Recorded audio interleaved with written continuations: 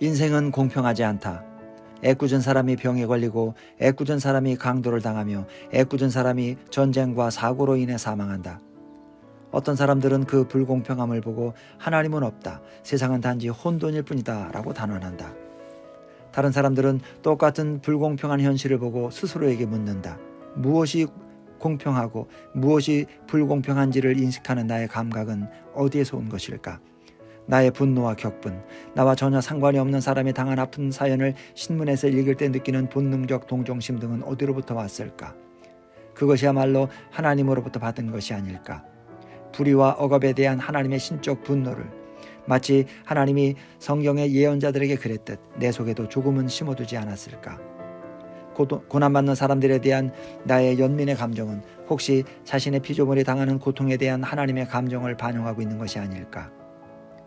삶의 불공정함에 대한 우리의 동정과 정의로운 분노, 우리를 통해 역사하는 하나님의 연민과 분노는 아마도 하나님의 실제를 가장 극명하게 보여주는 증거일 것이다. 고난받는 사람이 스스로 가치 있음을 느끼도록 긍정하게 해주는 것은 오직 종교뿐이다. 과학은 그 사람에게 무슨 일이 일어났는가를 설명해 줄 수 있을 뿐이다. 종교만이 그것을 비극이라 부른다. 모든 일에 대해 하나님을 변호하거나 정당화하려고 노력하지 않을 때만이 종교는 고통당하는 사람에게 당신은 선한 사람이고 이런 일을 당해서는 안 될 사람이요, 당신은 혼자가 아니요 라는 목소리를 낼 수 있다. 왜 착한 사람에게 나쁜 일이 일어나는가 라는 문제를 풀 수 있는 사람은 우리 중 아무도 없다.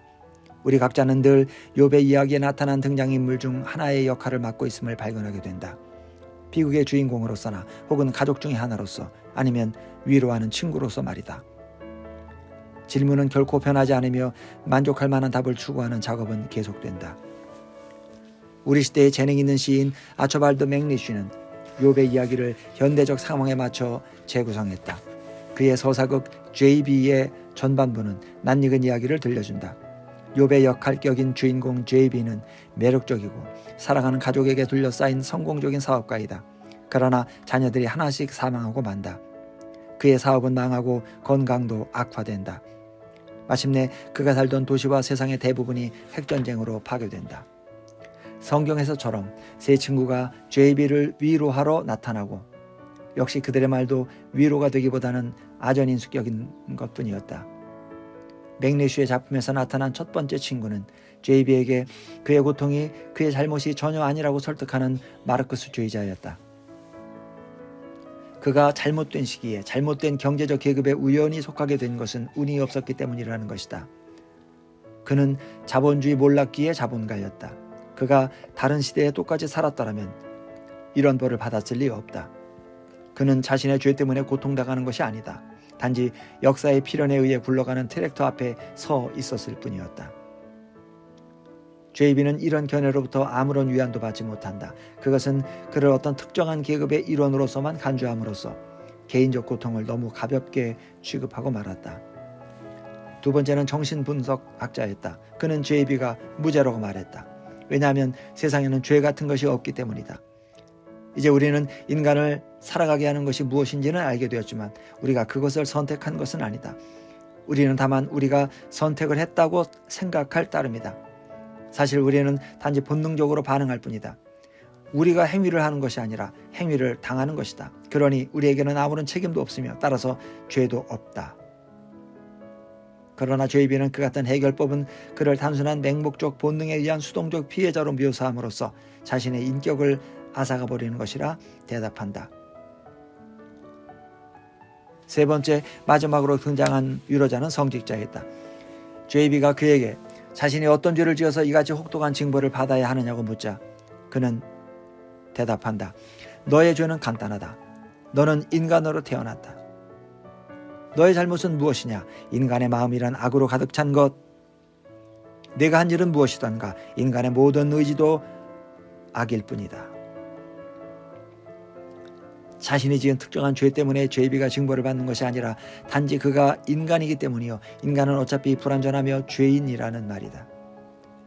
JB는 그에게 말한다. 당신 말대로라면 우주의 창조자는 인간을 잘못 만든 창조자가 된다는 뜻인데 그 말이 위로라면 세 사람 중 가장 잔인한 위로를 해준 셈이구려. 죄비는 인간을 불완전하게 만들고 그 불완전함을 이유로 인간을 벌하는 하나님으로부터 아무런 위로도 받을 수 없었다. 세 위로자의 설명으로부터 아무것도 얻지 못한 죄비는 결국 하나님을 직접 대면하고 성경에서처럼 하나님은 죄비를 압도하며 성서에 나타난 회오리 바람 속에서 들려온 대사를 그대로 인용하여 대답한다. 여기까지는 맥리쉬가 성경의 욥기를 현대적 상황에 맞춰 재구성했을 뿐이다. 그러나 그 결말은 성경과 극단적인 차이를 보인다. 성경에서는 하나님이 욥이 그처럼 큰 고난을 잘 겪어낸 데 대한 보상으로 건강과 부와 자녀를 다시 허락한 것으로 되어 있다. 그런데 이 극본에서는 끝날 때까지 하늘로부터 아무런 보상도 없다. 대신 죄비는 아내에게 되돌아가고 다시 가정을 이루는 것으로 끝난다. 하나님의 자비가 아닌 그들의 사랑으로 그들은 이미 죽어버린 자녀들을 대신할 새 아이들을 갖게 될 것이다.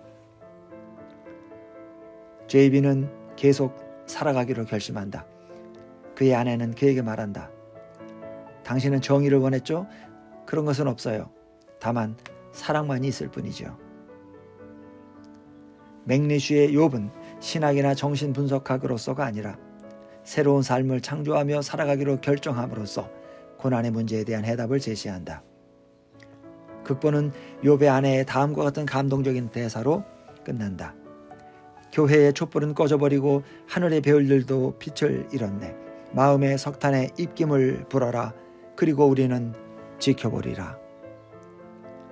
그들이 지녔던 소중한 것들을 앗아가버린 이 세상은 춥고 불공평한 곳이다. 그러나 그 불공평한 세상이나 삶을 포기하는 대신 해답을 찾아 교회나 자연이나 외부의 그 무엇을 추구하는 대신 그들은 스스로 안에 내재되어 있던 사랑하는 능력을 찾은 것이다. 마음의 석탄에 입김을 불어 작은 불씨와 온기를 살려낼 때 그것은 우리를 생존하게 한다. 나훔 글레이처가 편집한 욥의 여러 모습들에서 맥리쉬는 욥 극본을 통해 그가 결국 무슨 이야기를 하려 했는지를 설명했다. 인간은 하나님에게 모든 것을 의지하려 한다.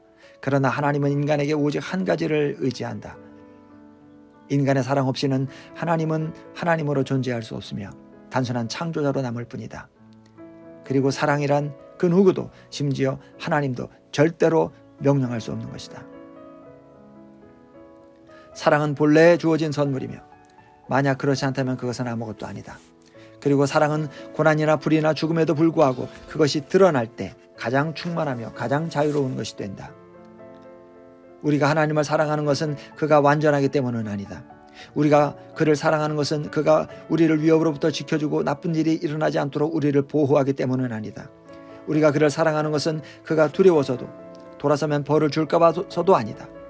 우리가 그를 사랑하는 것은 그가 하나님이기 때문이요. 그가 우리 주위의 질서와 많은 아름다운 것들을 지어냈기 때문이요. 우리 가운데 있는 힘과 희망과 용기의 원천이기 때문이요. 우리가 필요로 할 때 우리를 도와주는 다른 사람들의 힘과 희망과 용기의 근원이기 때문이다. 우리가 그를 사랑하는 것은 그가 우리 자신과 이 세상의 최선의 부분이기 때문이다. 그것이 바로 사랑한다는 것의 의미이다. 사랑은 완벽함에 대한 경외가 아니다. 불완전한 사람의 모든 불완전함을 있는 그대로 받아들이는 것이다. 왜냐하면 그를 사랑하고 포용하는 것이 우리를 더 나았고 강한 사람으로 만들어주기 때문이다. 왜 착한 사람에게 나쁜 일이 생길까 하는 의문에 대한 해답이 존재할까? 그것은 우리가 해답을 어떻게 정의하느냐에 달려있다. 만약 우리가 모든 것을 이치에 맞도록 해주는 설명이 존재할까? 왜 세상에 암은 존재할까? 왜 우리 아버지는 암에 걸리셨나? 왜 비행기는 추락할까? 왜 우리 아이가 죽었을까? 하는 의미로 질문한다면 아마도 만족할 만한 대답은 없을 것이다. 우리가 게임을 끝까지 풀어내면 자신의 명석함이 기쁘고 자랑스러울지는 모르겠지만 고통과 비애와 불공평한 감정은 여전히 그대로 남아있을 것이다. 그러나 해답이라는 단어는 설명을 의미하기도 하지만 응답을 의미하기도 하는데 그런 의미에서 우리 삶의 비극에 대한 몇 가지 해답이 있을 수도 있다. 그 응답이란 맥리쉬판 성경 이야기에 나오는 욥의 응답이다.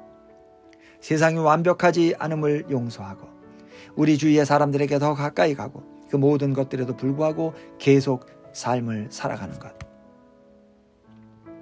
왜 착한 사람에게 나쁜 일이 벌어지는가 하는 의문 그 자체는 왜 무슨 일이 벌어지는가를 묻는 것이 아니고 우리가 어떻게 거기에 응답할 것인가, 이미 벌어진 일에 대해 우리가 무슨 행동을 취해야 할 것인가 하는 전혀 다른 의문으로 해석되게 된다. 완벽하지 않음으로 인해 당신을 만족시키지 못하는 세상, 불공정과 잔혹감과 질병과 범죄, 지진과 사고가 일어나는 이 세상을 용서하고 사랑으로 감싸 안을 능력이 당신에게 있는가? 당신은 이 세상이 위대한 아름다움과 선한 가능성을 지니고 있기에, 그리고 그것이 우리가 가진 유일한 세상이기에 그 불완전함을 용서하고 사랑할 수 있는가? 당신은 주변의 사람들이 불완전함으로 인해 당신을 해치고 실망시켜도 그들을 용서하고 사랑할 수 있는가? 이 세상에 누구도 완전하지 않기에, 그리고 불완전한 인간을 사랑할 수 없다면 그 징벌은 외로움일 뿐이기에 당신은 그들을 용서하고 사랑할 수 있는가? 하나님이 완벽하지 않다는 사실을 발견할 때도, 심지어 그가 세상에 불운과 질병과 잔혹함을 허락하여 당신을 실망시킬 때에도, 그리고 그중 몇 가지를 당신에게 일으킬 때에도 하나님을 사랑할 능력이 당신에게는 있는가? 욥이 그랬듯이, 그리고 마치 당신이 원하던 만큼 부모가 지혜롭거나 강하거나 완벽하지 않아도 그들을 사랑할 수 있듯이 하나님의 한계에도 불구하고 그를 사랑하는 법을 배울 수 있는가? 그리고 만약 당신이 이 모든 것을 해낼 수 있다면 용서할 줄 아는 능력, 사랑할 줄 아는 능력이야말로 우리가 이 불완전한 세상에서 삶을 충만하게, 용감하게, 그리고 의미 있게 살아가도록 하나님이 우리에게 준 무기라는 사실을 당신은 깨달을 수 있겠는가? 아론과 그의 모든 삶이 내게 가르쳐준 것들을 생각할 때 나는 내가 잃은 것과 얻은 것이 무엇인지 깨닫게 된다. 어제는 덜 고통스럽게 여겨지는 법이고 나는 내일이 두렵지 않다.